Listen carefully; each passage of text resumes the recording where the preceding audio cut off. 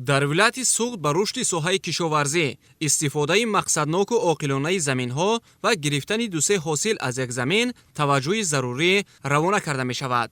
Зиёд намудани ҳаҷми истеҳсоли картошка аз зумраи ҳадафҳои ҳукумати кишвар ба ҳисоб рафта, ҳамасола майдони кишт ва ҳосилнокӣ боло меравад.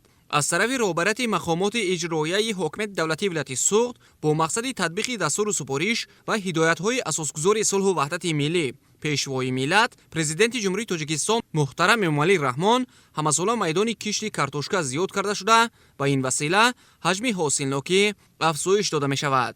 соли ҷорӣ дар вилояти суғд дурнамои кишти картошкаи барвақтӣ 1205 гектар муқаррар карда шудааст. тибқи маълумоти фаврии масъулини соҳаи кишоварзӣ, то ба санаи 17 март дар майдони 1062,7 гектар кишти картошкаи барвақтӣ гузаронида шудааст, ки он 88,2% дар бар мегирад. кишти картошкаи барвақтӣ асосан дар шаҳру ноҳияҳои Ашт, Бобоҷон Ғафуров, Сафаробод, Конибодом, Масчо, Спитамен, Ҷаббор Расулов ва Панҷакен пешбинӣ гардидааст. то ба имрӯз дурнамои кишти картошкаи барвақтӣ дар ноҳияи Бобоҷон Ғафуров ва шаҳри Панҷакен иҷро карда шуда, дар ин ду шаҳру ноҳия мутаносибан дар масоҳати 250 гектар ва 215 гектар кишти картошкаи барвақтӣ гузаронида шудааст. таҳлилҳо собит менамоянд, ки қафомонии кишти картошкаи барвақтӣ асосан дар шаҳру ноҳияҳои Ашт, Масчо, Спитамен, Конибодом, Зафаробод ва Ҷаббор Расулов ба назар мерасад.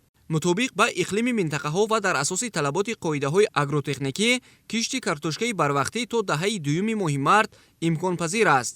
мутахассисон риояи муҳлати оптималии кишти картошкаи барвақтиро барои саривақт ва босифат гирифтани ҳосил муҳим мешуморанд. кишти картошкаи барвақтӣ барои мусоидат намудан дар давоми сол бо нархҳои мувофиқ таъмин намудани аҳолӣ роли кало мебозад.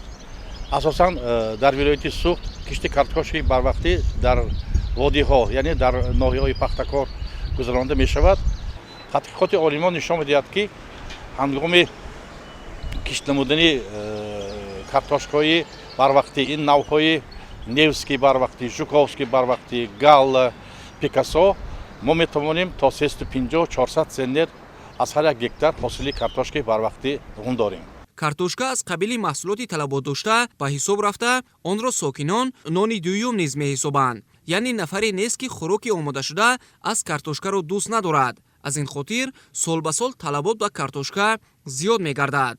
бо назардошти талабот будан ба ин намуди маҳсулоти полезӣ, бояд сокинон дар кишту парвариш ва истеҳсоли картошка масъулият эҳсос намоянд, то картошка дар хонадонамон фаровон гардад. истифодаи васеъи он ҳамчун маҳсулоти истеъмолӣ боис ба он шуда истодааст, ки сол ба сол майдони кишт ва истеҳсоли ин намуди маҳсулот зиёд карда шавад.